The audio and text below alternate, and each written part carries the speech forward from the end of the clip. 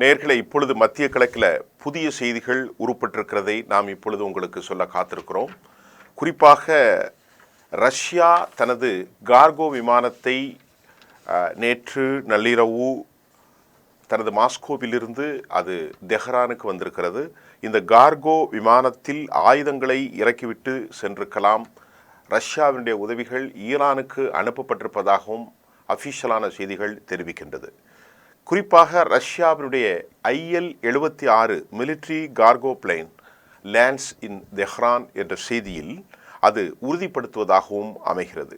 Cargo ஆயுதங்களை இறக்கிவிட்டு திரும்பி சென்றிருக்கிற நிலையில் மீண்டும் ஈரான் கட்டி எழுப்புவதற்கான ஈரானுடைய தாக்குதலில் ஈரானுக்கு சேதாரம் இருந்திருக்கிறது என்பதை நாம் சொன்னோம். ஏனென்று கேட்டால் மொசாத்தினுடைய படைகள் உள்நாட்டிலிருந்தே அவர்கள் புதிய படைகளை உருவாக்கினார்கள். ஆப்கானிஸ்தான் மற்றும் இந்தியா நாட்டை சேர்ந்தவர்களும் கூட, அந்த நாட்டின் உள்ளவந்தவர்களும் கூட மொசாத்தினுடைய வேலையாட்களாக அவர்கள் பணியை அனுப்பி பலரை உளவாளியாக மாற்றியிருப்பதையும் நாம் பார்த்தோம். அந்த அடிப்படையில் ஈரானுடைய உள்நாட்டிற்குள் இருந்து ஏவப்பட்ட ட்ரோன்கள் மூலமும் மிசைல்கள் மூலமாகவும் ஈரானுடைய air defence system, radar system முழுமையாக பழுதடைந்த நிலையில் 30க்கு மேற்பட்ட இன்டெலிஜென்ஸ் அல்லது distinct eminent personalities including number of அதாவது அதிகபட்சமாக பல நிலைகளிலான ஆளுமைகளை படுகொலை செய்தார்கள். 11க்கும் மேற்பட்ட சயின்டிஸ்டுகள் கொல்லப்பட்டார்கள். இராணுவ தளவாடங்கள் உற்பத்தியாளர்கள், டெக்னாலஜிஸ்ட், தொழில்நுட்ப கலைஞர்கள் மற்றும் உண்டாமல் அறிவு பெற்ற அறிவுசாரர்களையும் அவர்கள் படுகொலை செய்து பெரும் சேதாரத்தை ஏற்படுத்திய நிலையில் தற்போது ரஷ்யாவுடைய IL-76 military cargo plane land ஆனது பலவேறு கேள்விகளை எழுப்பியிருக்கிறது. இந்த கார்கோ விமானங்கள் அங்கே சென்று ஆயுதங்களை இறக்கியிருக்கலாம். பின்பு திரும்பி செல்கின்ற போது எதுவுமே அவர்கள் கொண்டு செல்லவில்லை என்பதும், ஆயுதத்தை இறக்கிவிட்டு மீண்டும் ஈரானை அவர்கள் வெறுமையாக அந்த கார்கோ ஃப்ளைட் சென்றதாகவும் சொல்லப்படுகிறது. இஸ்ரேல் வாருக்கு பின் முதலாக, அதாவது 12 நாட்கள் நடந்த போருக்கு பின் முதலாக சின்ஸ் இஸ்ரேல், அதாவது இந்த வார் தொடங்கிய பின்பு முதலாக இந்த கார்கோ PL-76 தெஹ்ரானுக்கு வந்திருப்பது உலகம் முழுவதும் பெரும் பரபரப்பை ஏற்படுத்தியிருக்கிறது. இதர் வெறுமனே அவர்கள் சென்றாலும் கூட என்ன என்கிற ஸ்பெகுலேஷன் என்ற செய்தியும் வெளியாகி இருக்கிறது.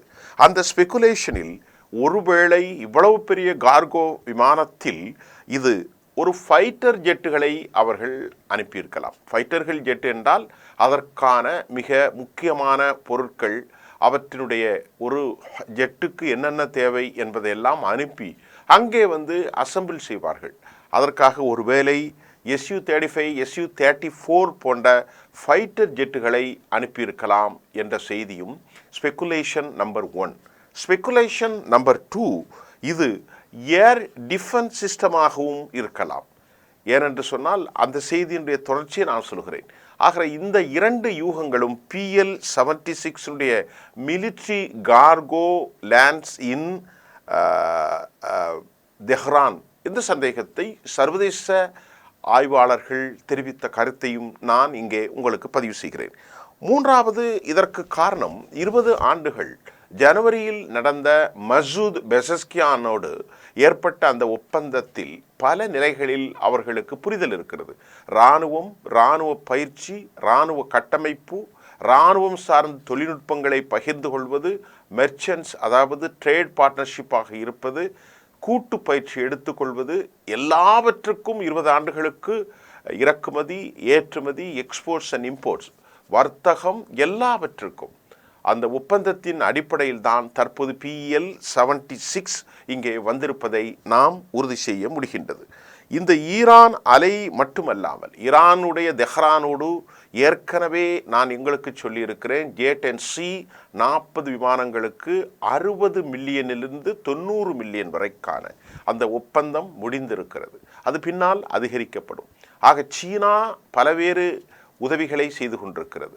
ஏர்கிராஃப்ட்ஸ் அவர்கள் 5ஆம் தலைமுறை அல்ல 4.5 இந்த தலைமுறைக்கான light weight air defence system, வானிலிருந்து இலக்கை குறிபார்க்கக்கூடிய மிசைல் சிஸ்டம், ரெடார் சிஸ்டம், எல்லாவற்றும் எலக்ட்ரானிக்ஸ் வார்ஃபேர் இது கிட்டத்தட்ட 35க்கு F-35க்கு சமமான விமானம் என்பதையும் சைனா கொடுத்திருக்கிறது. இப்போது PL-76 வந்திருக்கிறது. இந்த நிகழ்விலே தற்போது நமக்கு என்ன செய்கிறது என்றால் இவர்கள் 3 பேரும் ஒருங்கிணைந்திருக்கிறார்கள். அமெரிக்காவினுடைய போக்கையும் அமெரிக்கா தற்போது உக்ரைனுக்கு ஆயுதங்களை கொடுத்து போரை தொடங்கியிருக்கிற நேரத்தில் மீண்டும் சீனா மட்டுமல்ல, சீனா ஏற்கனவே கொடுத்திருக்கிறார்கள். அதற்காக பண்டமாற்று முறை அல்லாமல் அல்லது பண்டமாற்று முறையோடு கூடிய அந்த பணத்தை ஆயில் மூலம் அவர்கள் ஏவுகணைகளையும் சப்ளை செய்திருக்கிறார்கள், ஏர்கிராஃப்ட்ஸும் சப்ளை செய்திருக்கிறார்கள். இவர்கள் இதற்கு நிகராக ஆயில் மூலமாக கழித்துக் கொள்கிறார்கள் என்பத கருத்தையும் நாம் சொன்னோம். இப்போது உக்ரைன் போர் கொதிநிலை அடைந்திருக்கிற நேரத்தில் உக்ரைனை ஒன்றுமில்லாமல் ஆக்கிவிட வேண்டும் என ரஷ்யா துவம்சம் செய்கிற நடவடிக்கை ஆரம்பித்திருக்கிற போது அமெரிக்கா அவற்றில் கவனம் செலுத்துகிறது. இந்த நிலையில்தான் PL-76 மீண்டும் இங்கே இறங்கியது தான் உலக நாடுகளை, குறிப்பாக நேட்டோவை, அமெரிக்காவை, இஸ்ரேலையும் பதப்பதைக்க வைத்திருக்கிறது. இந்த சூழ்நிலையில் அண்மையில் பேட்டி கொடுத்திருக்கக்கூடிய இஸ்ரேலுடைய முன்னாள் துணை சபாநாயகர் அலி மதாரி ஒரு கருத்தை சொல்லியிருந்தார். அந்த கருத்தையும் நான் இப்போது உங்களுக்கு சொல்கிறேன். அலி மதாரியுடைய கருத்து என்னவென்றால், எங்களுக்கு ரஷ்யா உதவி செய்யவில்லை என அவர்கள் விசனப்பட்டார்கள். அதில் அவர் சொல்வது S-400 ஏர் டிஃபென்ஸ் சிஸ்டத்தை, இது 40,000 கோடி இந்திய மதிப்பிற்கு குறித்து கொள்ளுங்கள் உங்களுக்கு புரிவதற்காக, அவற்றை சவுதி அரேபியாவுக்கும் துருக்கியுக்கும் கொடுத்தார்களே, எங்களுக்கு ஏன் ரஷ்யா தரமறுத்தது என்ற ஒரு வினாவையும் அவர் நெருடலாக ரஷ்யாவின் மீது ஒரு குற்றச்சாட்டை பதிவு செய்த நிலையில்தான் தற்போது அதற்கு ரஷ்யா பதில் தரும் விதமாக இவற்றை அனுப்பியிருக்கலாம் என ஸ்பெகுலேஷன் நம்பர் 1. ரெண்டாவது ஏர்கிராஃப்டாக இருக்கலாம், ஸ்பெகுலேஷன் நம்பர் 2. இந்த ரெண்டையும் நான் உங்களுக்கு சொல்லியிருக்கிறேன்.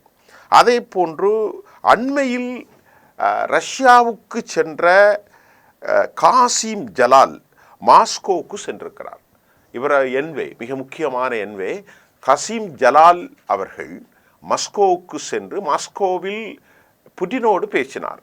அந்த பேச்சுவார்த்தை ராஜ்ய ரீதியாக இருந்தது. ஒரு பைலேட்ரலா யூனிலேட்ரா என்பதை தாண்டி அவற்றில் தாங்கள் நாடு மக்களும் மக்கள் வாழ்கிற நிலைகளும் தாக்கப்பட்டிருப்பதை அவர் முகமுகமாக பேசியிருக்கிறார்.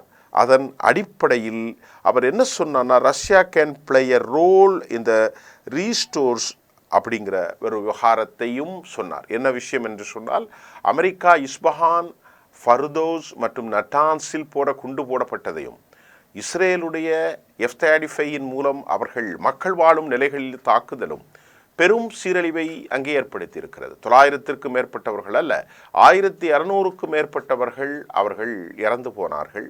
70 குழந்தைகள் பாதிக்கப்பட்டது. இதற்கு முக்கியமான காரணம் ஏர் டிஃபென்ஸ் சிஸ்டம் முழுமையாக இழந்து போனதுதான். அதுதான் மரிய ஜலாலுடைய ஒரு செய்தியாக இருக்கிறது. ஜலால் மாஸ்கோவுக்கு காசிம் ஜலால் சென்றதையும், காசிம் ஜலாலுடைய இந்த விவகாரத்தில் தெஹ்ரானிலிருந்து உச்சபட்ச தலைவருடைய கோரிக்கைகள் வலிமையாக இருந்திருக்கலாம். அவர் சென்று இந்த விவகாரத்தையும் பேசியிருக்கிறார். இந்த விவகாரம் பேச்சுக்கு பின்புதான் IL-76 வந்ததையும் நாங்கள் யூகிக்கக்கூடியதாக இருக்கிறது. இதற்கிடையிலே ஈரான் இஸ்ரேல் கிடையே ஏற்பட்டிருக்கக்கூடிய அந்த பதட்டம் தற்போது ஒரு ஸ்ட்ராட்டஜிக் பார்ட்னர்ஷிப்பாக 2025 இவர்கள் உருவாக்கியதும், இந்த economic cooperation and joint agreements against terrorism அப்படிங்கிறதும் நாம் இப்பொழுது உங்களுக்கு சொல்கிறோம். இந்த 2 பேரும் இதற்கிடையிலே இந்த கர்கோவை தாண்டி இஸ்ரேல் அஃபீஷியல்கள் மிக மிக மிக பதட்டத்தில் இருக்கிறார்கள். ஏனென்று கேட்டால், தெஹ்ரானுடைய ஆர்ம்டு நியூக்ளியர் வெப்பன்ஸ் வித் 90% அது என்ரிச் செய்யப்பட்டிருக்கிறது. அது மட்டும் இல்லாமல் இவற்றை வருங்காலத்தில் அவர்கள் ஹவுதிகளுக்கு கொடுத்தால், ஹவுதிகள் இதை ஹைப்பர்சோனிக்கினுடைய நியூக்ளியர் கேரியராக மாற்றிவிட்டால் என்ன செய்வது என்கின்ற அச்சத்தை தற்போது இஸ்ரேல் தெரிவித்திருக்கிறது. ஹவுதி இஸ்ரேலை துவம்சம் செய்து கொண்டிருக்கிற போது அவர்கள் counter air strike to be continues, அதாவது தொடர்கிறார்கள் இஸ்ரேலுக்கு எதிராக. 60 விழுக்காடு ஸ்டாக் பைல்ஸ் சர்வைவல் என்கின்ற நேரத்தில் இந்த ஏர் ஸ்ட்ரைக் நியூக்ளியர் சைட் நியூக்ளியராக கேரியராக மாறினால் பெரும் சிக்கலை உருவாக்கிவிடும் என இஸ்ரேல் கடும் அச்சத்தை தெரிவித்திருக்கிறது. ஆனால் இங்கே ஒரு விவகாரம் பேசப்பட்டு கொண்டே இருக்கின்றது. IAEA என்று சொல்லக்கூடிய இன்டர்நேஷ்னல் ஆட்டோமிக் எனர்ஜி ஏஜென்சி சொல்கிறது, உலகம் சொல்கிறது, உலகம் முழுவதும் பயப்படுகிறது, அதாவது நேட்டோ கூட அச்சப்படுகிறார். ஆனால் IAEA என்று சொல்லக்கூடிய இன்டர்நேஷ்னல் ஆட்டோமிக் எனர்ஜி சைட் ஒரு காலமும் 90க்கும் மேற்பட்ட குண்டுகளை வைத்திருக்கிறத இஸ்ரேலை குறித்து வாய் திறக்க மறக்கிறார்கள். இது எதற்கு என்ற கேள்வியும் நமக்கு எழுகினத்தான் செய்கின்றது. ஆக இமானுவேல் மேக்ரான் இன்னொரு கருத்தையும் சொல்கிறார். நேட்டோ தலைவர்கள் குறிப்பாக எல்லோரும் நாம் ஈரானிடம் பேச வேண்டும் என்ற ஒரு புதிய இனிஷியேட்டிவையும் அவர் தொடங்கி வைத்திருக்கிறார். அந்த செய்தியும் நான் உங்களுக்கு தற்போது கொடுத்திருக்கிறேன். அதை போன்று இப்பொழுது வலிமையான ஒரு சூழலில் பலவேறு பிரச்சனைகள் சென்று கொண்டுதான் இருக்கிறது.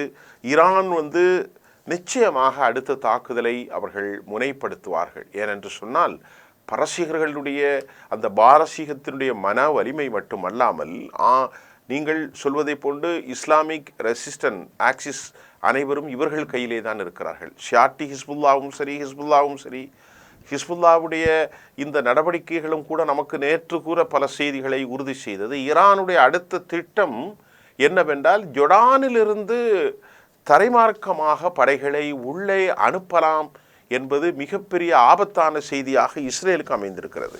ஜொர்டானை பொறுத்தவரை ஒரு வீக்கர் செக்ஷன் என்று சொல்வதை போன்ற ஒரு மோசமான ஒரு அரசு. அப்துல்லா என்பவர் அவர் ஒரு அரச பிரதிநிதி மட்டுமல்லாமல் அவர் அமெரிக்காவினுடைய ஏஜெண்ட், அமெரிக்காவினுடைய கையால், அமெரிக்காவுடைய மனசாட்சி.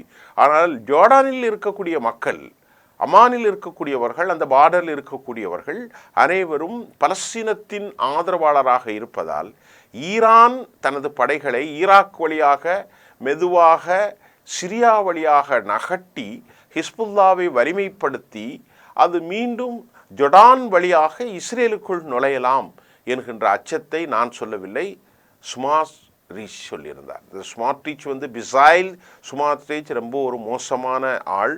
அவர் கடும் போக்குவாதி. கஸாவை காரி செய்ய வேண்டும் என்றே சொல்லுவார். கஸா மக்கள் பசியால் சாக வேண்டும் என்று சொல்பவர்.